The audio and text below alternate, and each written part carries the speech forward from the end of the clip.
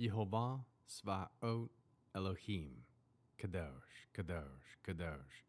Please fill me and lead me, and cover me and stir me, and speak through me with your Ruach HaKodesh, that I may speak your written words with boldness to those who listen. I ask all these things in Yeshua HaMashiach's name. Amen. We'll start with the Shema. Listen and obey. Children of Yehovah, pay careful attention and respond. Yehovah is our power and authority.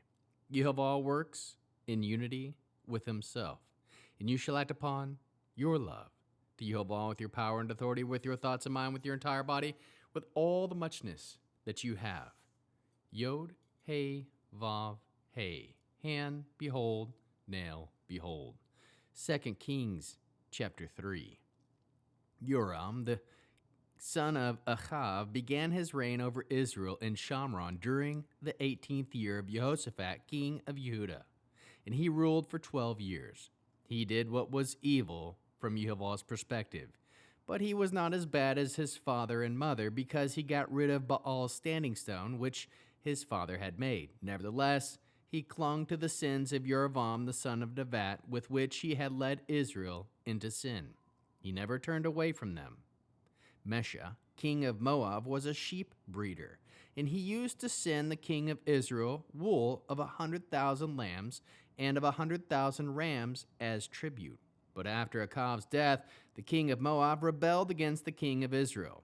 Joram left Shamron and mustered all Israel. He also went and sent this word to Jehoshaphat, king of Yehudah. The king of Moab has rebelled against me. Will you join me in attacking Moab?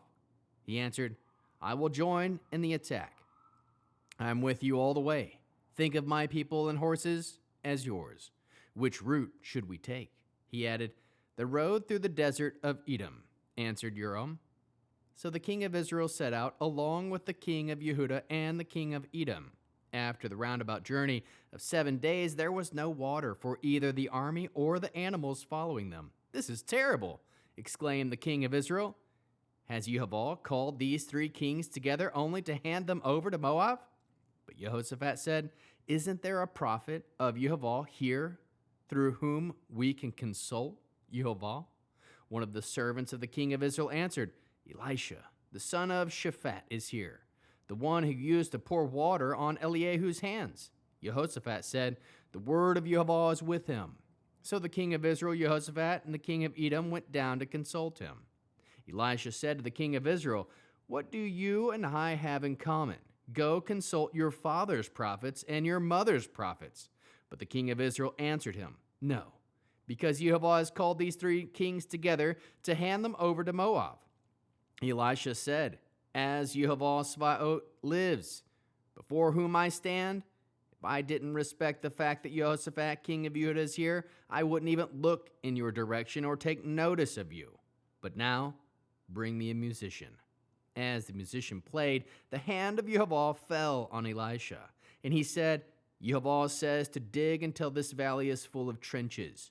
For there is what Yehovah says, you won't see wind, you won't see rain. Nevertheless, the valley will be filled with water, and you will drink, you, your cattle, and your other animals.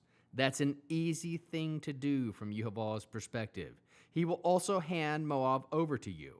You will conquer every fortified city and every choice town. You will chop down every good tree, stop up every well, and ruin every good field with stones.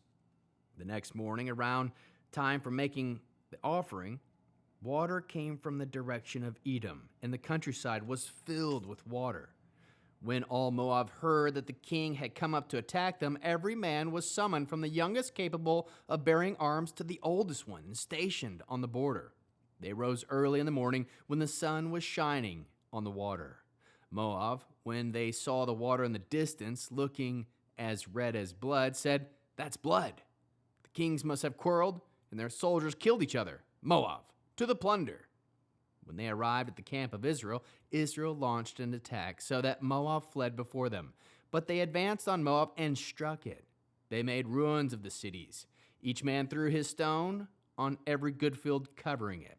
They stopped up all the wells. They chopped down all the good trees. Finally, all that remained was Kir Harvest. Kir Hareset, bring its stone wall, with the slingers surrounding and attacking it. When the king of Moab saw that the fighting was too much for him, he took with him 700 men armed with swords and tried to break through the king of Edom, but they couldn't do it.